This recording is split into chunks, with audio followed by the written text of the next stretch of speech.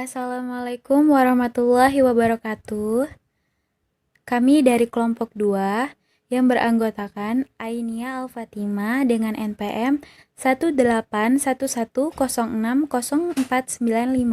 Anissa Rahmadestiara dengan NPM 18110600234, Wiwin Ngaisatul Janah dengan NPM 18110600310.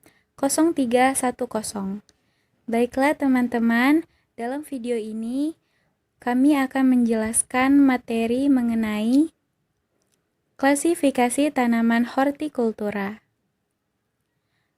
Penasaran dengan videonya? Yuk, mari disimak videonya.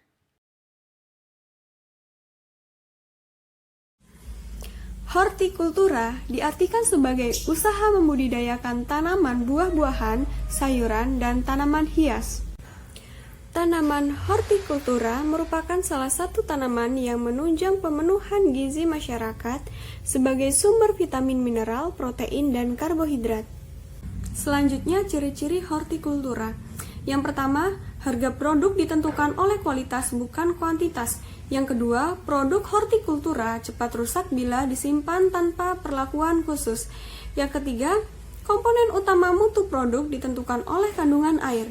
Yang keempat, buah-buahannya bersifat musiman dan produk hortikultura mengandung vitamin dan mineral yang baik untuk metabolisme tubuh.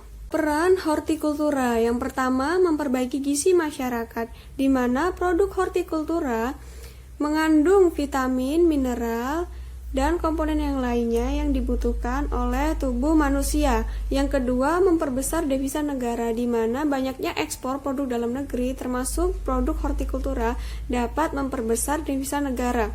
Yang ketiga, memperluas kesempatan kerja. Kita dapat memberi lapangan kerja karena budidaya hortikultura itu sendiri. Yang keempat, meningkatkan pendapatan tani.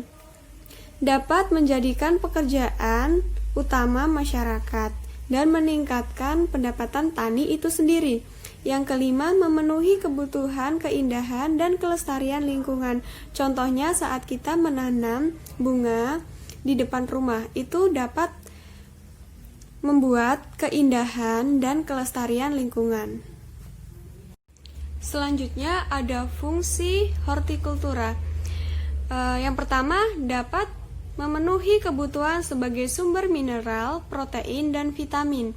Yang kedua, memberikan rasa tentram, ketenangan hidup, dan estetika dari tanaman hias atau bunga. Yang ketiga, sebagai hiasan dan mempercantik lingkungan. Yang keempat, sebagai sarana untuk menyalurkan hobi seperti bercocok tanam di halaman rumah. Selanjutnya ada klasifikasi tanaman hortikultura. Yang pertama, tanaman sayuran atau olerikultura. Pada tanaman sayuran, banyak tipe yang tersedia. Selain kandungan gizi yang sangat bermanfaat bagi tubuh manusia, cara pembudidayaan tanaman sayuran ini tergolong mudah.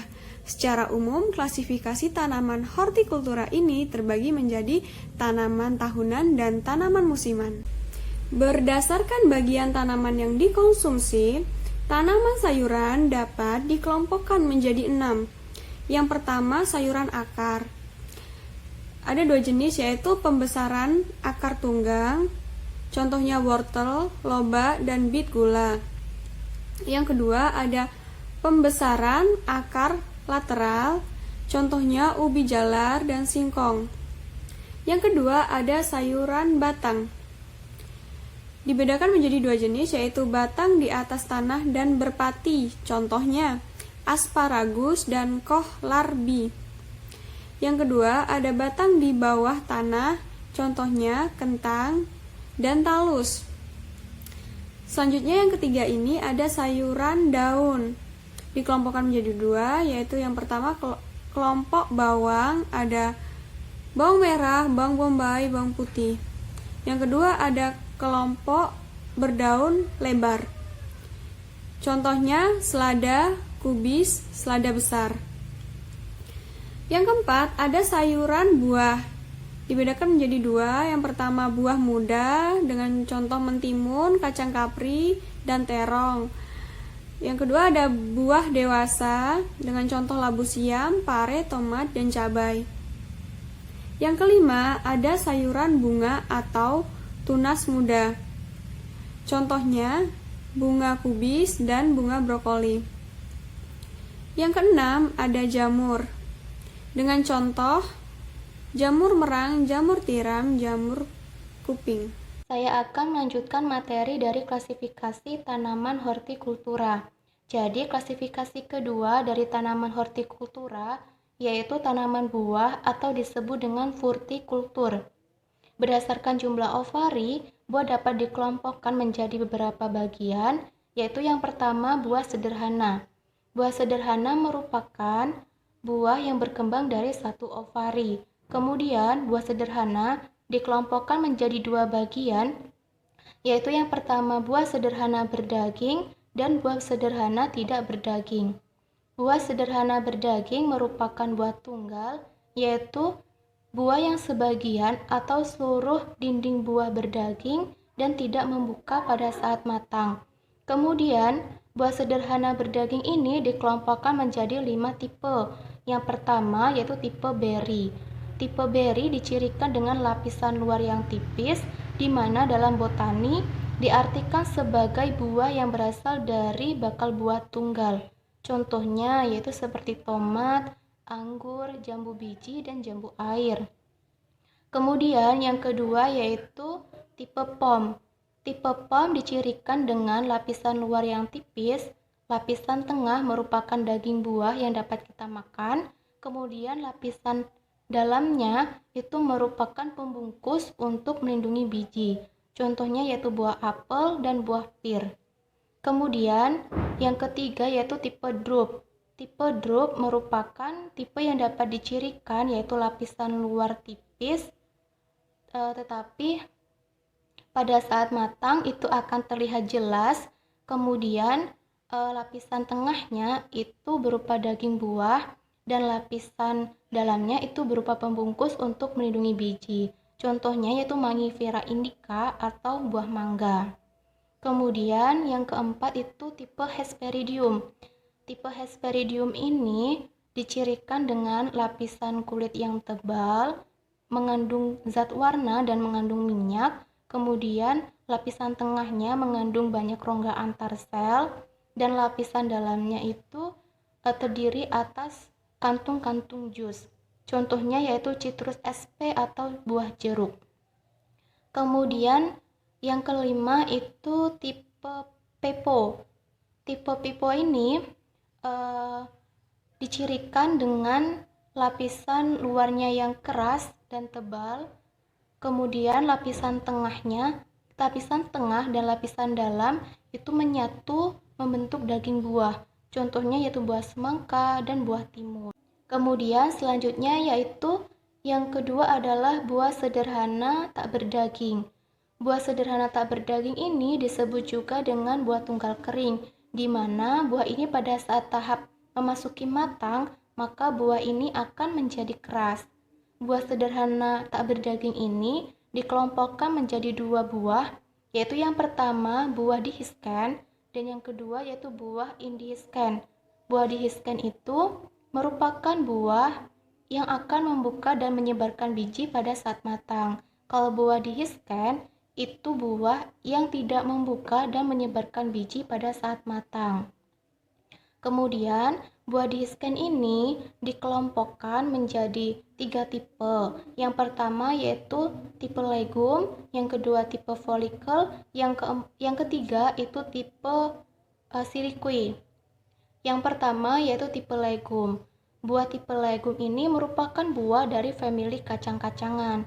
Kemudian yang kedua yaitu tipe folikel. Tipe folikel ini merupakan buah yang terdiri atas satu daun buah dengan banyak biji. Contohnya yaitu buah widuri. Kemudian kalau buah siliqui ini merupakan buah yang tersusun atas 2 daun buah dengan satu ruangan yang bersekat dengan sekat semu. Contohnya yaitu Brassicia nigra. Selanjutnya yaitu buah indihisken. Buah indihisken ini dikelompokkan menjadi 4 tipe, yaitu yang pertama tipe ekin, Yang kedua tipe Caryopsis, yang ketiga tipe nut, yang keempat tipe Samara. Yang pertama tipe ekin atau buah kurung merupakan buah yang memiliki daun buah yang tipis, berdempetan namun tidak berlekatan dengan kulit biji. Contohnya yaitu bunga matahari. Kemudian yang kedua yaitu tipe Caryopsis atau biji-bijian. Jadi buah ini memiliki dinding buah yang tipis, hanya mengandung satu buah saja, kemudian kulit buahnya berlekatan dengan kulit biji. Contohnya yaitu jagung. Kemudian yang ketiga yaitu tipe nut atau buah keras. Jadi buah ini memiliki kulit buah yang keras, contohnya yaitu hazelnut. Kemudian yang keempat yaitu tipe Samara. Tipe Samara ini yaitu buah keras bersayap karena buah ini memiliki alat tambahan berupa sayap yang menyebabkannya dapat berterbangan apabila tertiup angin. Selanjutnya, klasifikasi ketiga dari tanaman buah yaitu buah agregat, di mana buah agregat ini merupakan buah yang berasal dari beberapa ovari dari bunga yang sama, baik dari ovari yang bergerombol maupun ovari yang menyebar di satu reseptakel, kemudian akan menyatu menjadi satu buah. Contohnya yaitu buah stroberi. Kemudian yang keempat yaitu buah majemuk. Buah majemuk yaitu buah yang berasal dari beberapa ovari dan beberapa bunga, kemudian akan menyatu menjadi satu massa. Contohnya yaitu nanas. Selanjutnya, buah berdasarkan arah pertumbuhannya itu dibedakan menjadi 3, yaitu buah pohon, contohnya jeruk, buah semak, contohnya salak, dan buah berbatang merambat, contohnya markisa. Kemudian buah berdasarkan perubahan laju respirasi pada jaringan tumbuhan itu dibedakan menjadi 2, yaitu buah klimaterik dan buah non-klimaterik, di mana buah klimaterik ini apabila setelah dipanen akan menjadi matang hingga pembusukan. Karena pada buah ini terjadi proses perubahan laju respirasi pada tahap pematangan. Contohnya yaitu pisang. Kemudian pada buah non-klimaterik yaitu buah yang setelah dipanen tidak akan mengalami kematangan, namun akan langsung mengalami pembusukan. Karena pada buah ini tidak adanya perubahan laju respirasi pada tahap pematangan. Contohnya yaitu buah jeruk. Selanjutnya yang ketiga yaitu tanaman hias.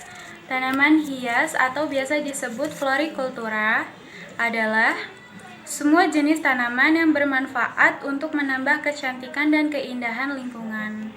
Adapun jenis-jenisnya yaitu dikelompokkan menjadi 3. Yang pertama adalah tanaman bunga atau bunga pot yang biasanya dibudidayakan oleh para petani dan ibu rumah tangga. Contohnya bunga mawar, bunga anyelir, dan bunga anggrek. Yang kedua, tanaman tanpa bunga. Contohnya yaitu seperti palem kuning, aloe vera atau lidah buaya, dan tanaman bambu. Yang ketiga, ada rerumputan. Rerumputan ini biasanya dipakai untuk menambah keasrian dan keindahan halaman dan lingkungan.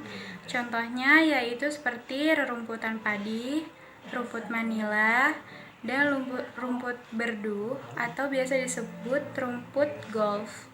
Selanjutnya poin keempat yaitu tanaman obat-obatan atau biasa disebut biofarmaka. Sejak dahulu hingga sekarang, tanaman obat populer di kalangan masyarakat karena dipercaya mampu menyembuhkan beragam penyakit. Oleh sebab itu, tanaman herbal makin banyak dibutuhkan. Bertambah tingginya minat pada tanaman obat ini, tentu seharusnya tumbuhan tersebut dilakukan usaha budidaya di kebun. Adapun contoh dari tanaman ini seperti jahe, lidah buaya, temulawak, kayu manis, kunyit, dan lain-lain. Poin kelima yaitu lanskap. Lanskap merupakan pembudidayaan tanaman dengan lanskap. Contohnya yaitu seperti semak, perdu, dan climber yang sudah dirapikan bentuknya. Biasanya pembuatan lanskap ini ialah diperuntukkan untuk pembuatan taman dan halaman, yaitu untuk menambah keindahan dari tempat tersebut. Baiklah, itu tadi penjelasan mengenai klasifikasi hortikultura dari kami kelompok 2. Saya akhiri.